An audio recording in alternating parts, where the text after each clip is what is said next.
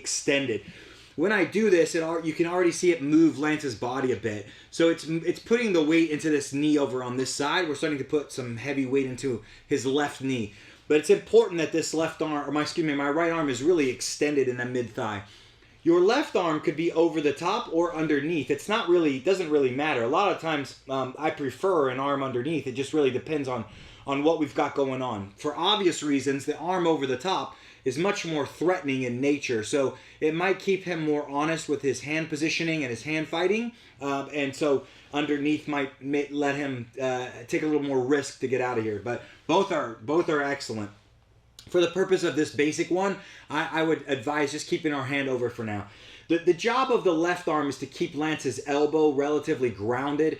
Normally in jiu-jitsu, the arms are grounded, and the reason why they're grounded is because Lance has to defend his neck at the same time he's doing all this. If this hand was posted, it's hard for him to defend his neck from collar attacks, from strangles, from different things like this.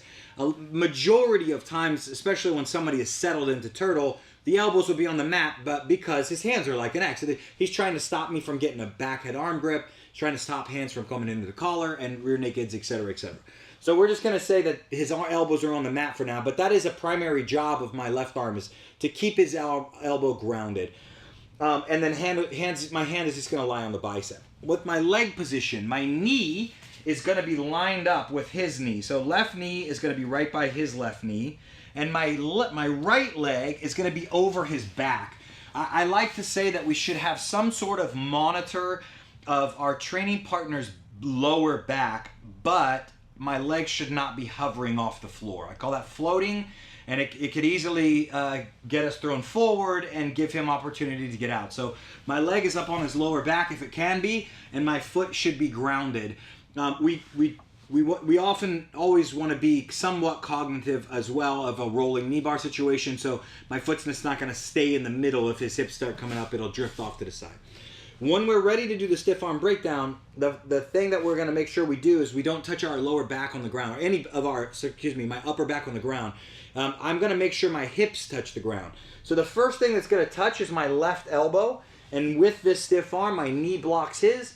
I'm going to begin pulling Lance off his base. My elbow is going to touch the mat. My knee is going to block his knee, and then we're just going to back step up over, and we should sit him into the valley of our hips. Okay, so once again, this will happen as long as I keep my angle strong up to the corner. So if I sit to the side, my hip is in line with his shoulder, I will not achieve that result. I want him in the pocket of my hips. The only way to do that is to have my hips hit up here by his head. So I'm going to go up to the quadrant off his shoulder line and not straight over side on. So when we fall, we're falling up to an angle, and that's going to open up the hip line and make sure that he falls into this pocket of the hips, where my knees are on both sides of his hips, and I have not pulled him on top of me. Let me demonstrate what might happen if I go side on.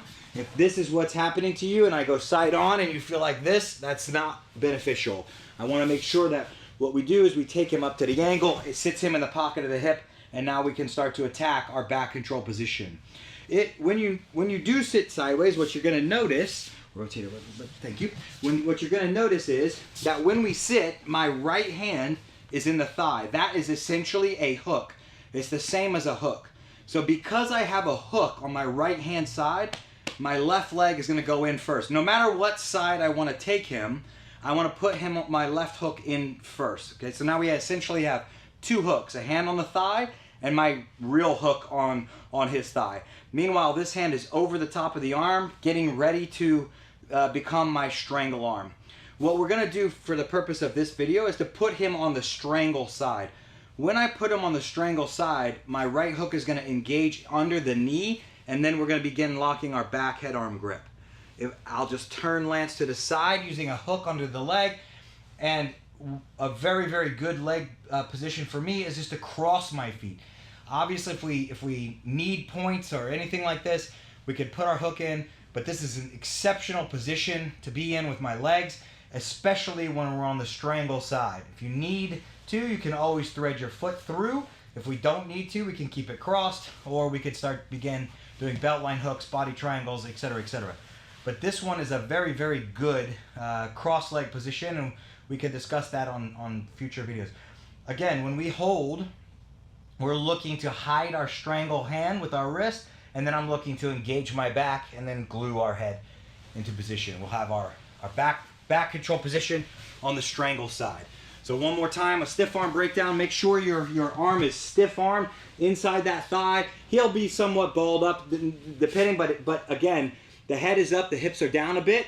Now we're gonna go. We sit up to the angle, we have our approach, hooks in, we lift, we grab our head and arm position, we can lock our legs in and have an excellent strangle side back control off that stiff arm breakdown.